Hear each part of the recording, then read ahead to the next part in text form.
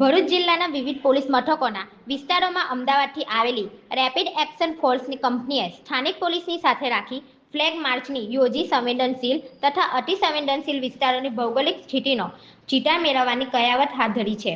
જેમાં ભવિષ્યમાં હુલ્લડ અથવા કાયદો વ્યવસ્થાની વિકટ પરિસ્થિતિ સર્જાય ત્યારે તાત્કાલિક પ્રતિસાદ આપી પરિસ્થિતિ પર કાબૂ મેળવી શકાય તે હેતુથી આ આયોજન કરાયું છે.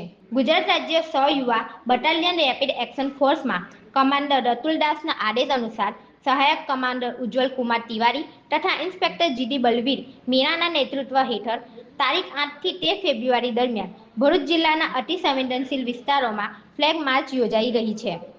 જિલ્લા પોલીસ અધિક્ષક અજયરાજ મકવાણાના માર્ગદર્શન હેઠળ ભરૂચ શહેરના એ તથા બી ડિવિઝન પોલીસ મથકના સંવેદનશીલ વિસ્તારોમાં ફ્લેગ માર્ચ યોજાઈ હતી. આ ફ્લેગ માર્ચ સોનેરી મહેલ પોલીસ મથકથી પ્રશાંત થઈને કોઠી જામા મસ્જિદ, લાલ બજાર, ચકલા તથા હજીખાના વિસ્તારોથી પસાર થઈ ફરી સોનેરી મહેલ ખાતે પૂર્ણ થઈ રહી હતી. જેમાં પીએસઆઈ અને પોલીસ જવાનો મોટી સંખ્યામાં જોડાયા હતા.